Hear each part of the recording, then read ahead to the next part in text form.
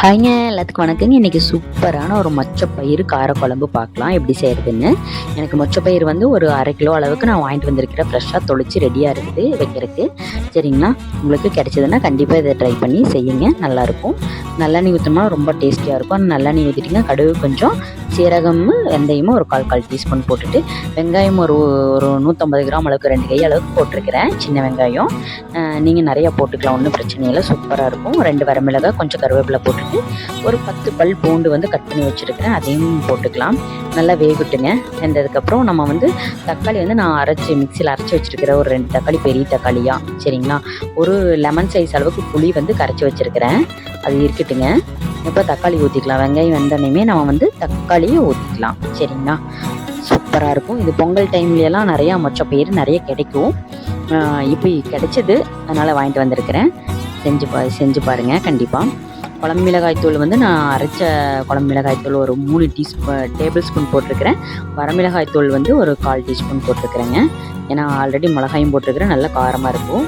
அப்புறம் மஞ்சத்தூள், கொஞ்சம் உப்பு போட்டுக்கலாங்க. மல்லித்தூள் வந்து ஒரே ஒரு டேபிள் ஸ்பூன் போட்டுக்கோங்க. ஓகேங்களா, பெரிய ஸ்பூனில் மல்லித்தூள் போட்டுக்கோங்க.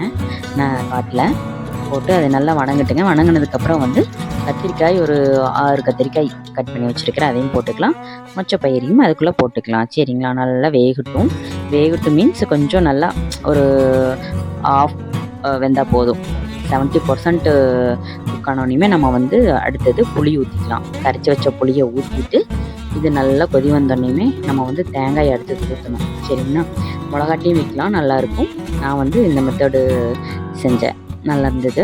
தேங்காய் வந்து ஒரு 1/4 மூடி அளவுக்கு தேங்காய், சோம்பு வந்து ஒரு டேபிள் ஸ்பூன். சரிங்களா, போட்டு அரைச்சி அதையும் ஊற்றிக்கலாம். தேங்காய் ஊற்றுனதுக்கப்புறம் ரொம்ப நேரம் கொதிக்கக்கூடாது, ஒரு 5 நிமிஷம் இருந்தால் போதும், நம்ம அப்போவே ஆஃப் பண்ணிடலாம். சரிங்களா, ரொம்ப டேஸ்டியாக இருக்கும் இந்த குழம்பு, கண்டிப்பாக ட்ரை பண்ணுங்கள். அவ்வளோதாங்க, தேங்காய் ஊற்றிட்டு அதையும் அலசி தண்ணியெல்லாம் ஊற்றிக்கலாம். ரொம்ப கெட்டியாகவும் இருக்க வேண்டாம், ரொம்ப தண்ணியாகவும் இருக்கக்கூடாது, மீடியமாக இருந்தால் தான் சாப்பிட்றதுக்கு சூப்பராக இருக்கும். சரிங்களா, ஒரு 5 நிமிஷம் கொதிச்சதுன்னா போதும், குழம்பு ரெடி ஆயிரும். பாருங்கள் எப்படி இருக்குதுன்னு. அவ்வளோதான், குழம்பு கொதித்து விட்டது, இறக்கி சாப்பிட்றதானுங்க. சரிங்களா, காரக்குழம்பு ரெடி ஆயிடுச்சு. உங்களுக்கு கிடச்சதுன்னா கண்டிப்பாக இதை செஞ்சு வாங்குவோம். பாருங்கள் எப்படி இருக்குதுன்னு. எல்லாம் வெந்துருச்சு, நீ ஆஃப் பண்ணுறது தான். ஆஃப் பண்ணிவிட்டு சாப்பிட்லாம். சரிங்களா, மிளகாட்டி வைக்கிறது வேணால் அடுத்த வீடியோவில் போடுறேன்.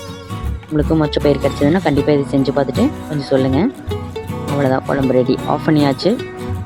மண் சட்டிங்கிறதுனால இன்னும் கொதிச்சுட்டே இருக்குது. சரிங்களா, அவ்வளோதான், சாப்பிட்லாம். ரொம்ப ரொம்ப டேஸ்டியாக இருந்தது. கண்டிப்பாக அதை செஞ்சு பார்த்துட்டு எனக்கு கொஞ்சம் சொல்லுங்கள்.